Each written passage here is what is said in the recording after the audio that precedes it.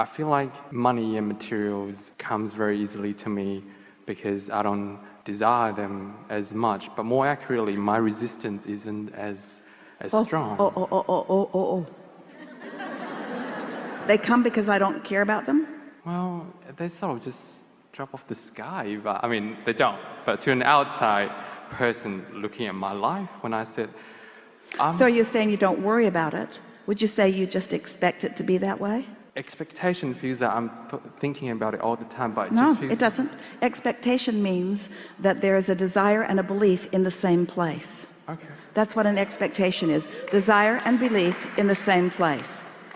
You don't have to be talking about it all the time, but you're not talking against it either. I asked for $10,000 and you said about try to do 20, 30, 40, 50% less. I offer no effort. I said, I'm just going to put it out there. It's going to drop. So you don't offer effort because you understand that the laws of the universe are bringing whatever you want to you. Are you saying to us that you don't justify the well-being that comes through effort and hard work? You're not justifying anymore. You're just expecting it to come? It flows easily. That's the key right there.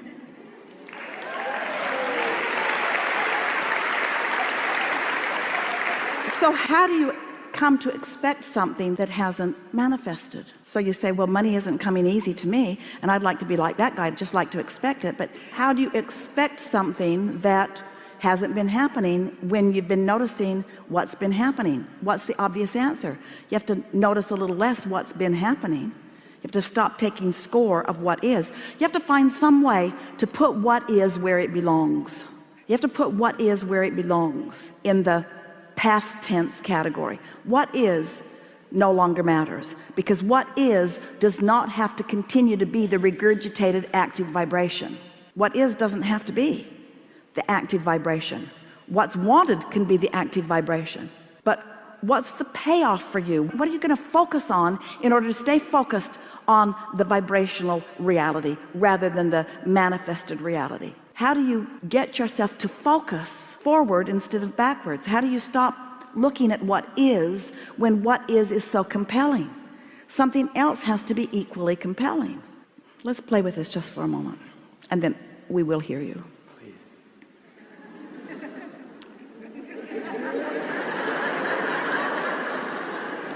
Do you enjoy a feeling of clarity? Do you?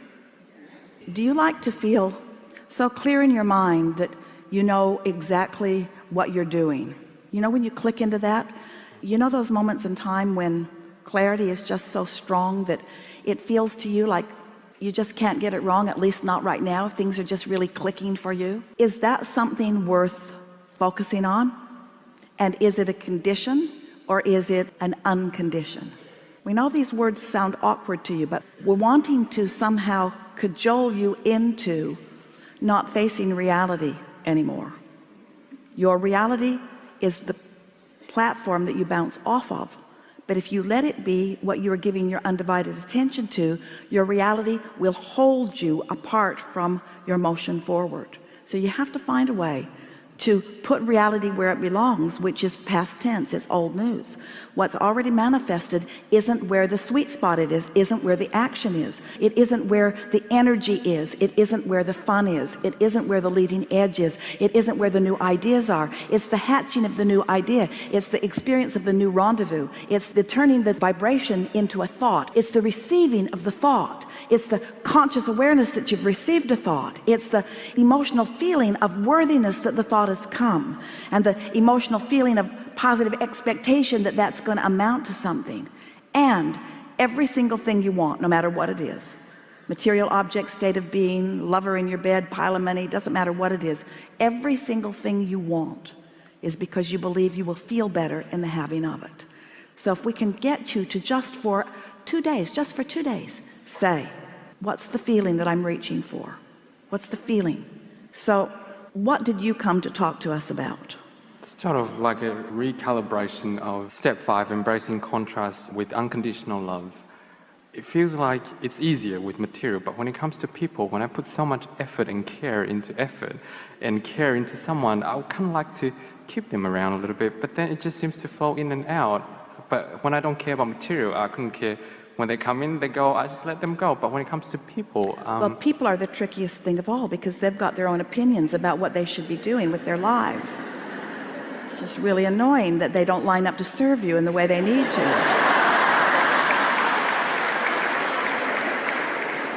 And some of it is because they want different things than you want from them, and some of it is because they are not in control of their own vibration yet. But people are really tricky. What you are best to do relative to people is just find a way of feeling good about what you're flowing to them, because if you are evaluating the conditions that they are flowing to you, you have no control of that. That's a cycle that you will never work your way out of. So when you said embracing the contrast, it kind of felt like embracing the part when I'm aware that I'm being a conditional lover, which means I understand that I want to be unconditional, but trying to stop the train sometimes it just adds momentum to the train. Now I want to embrace that contrast by go, oh well, I'm just gonna let it crash. Let us put just one little idea in this mix that is available to you all the time, but you haven't been receiving it. Oh, please. So we're just going to speak it to you in a see it, hear it, smell it, taste it, touch it way. We're going to put it in your ear so that you can contemplate it. But I'm ready. what if there's something that you want that's in your vortex, like the mastery of creation?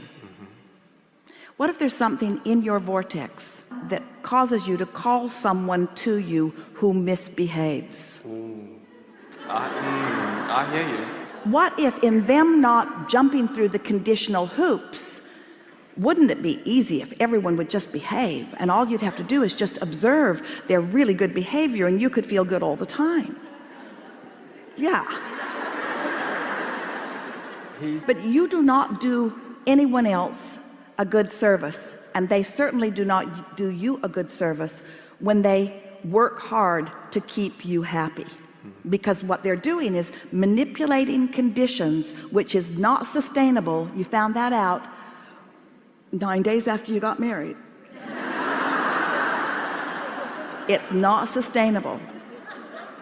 But if someone has the audacity to not conditionally try to please you, so that you have to discover how to hook up with something that does please you apart from them, now you can, in a short period of time, master what true alignment is.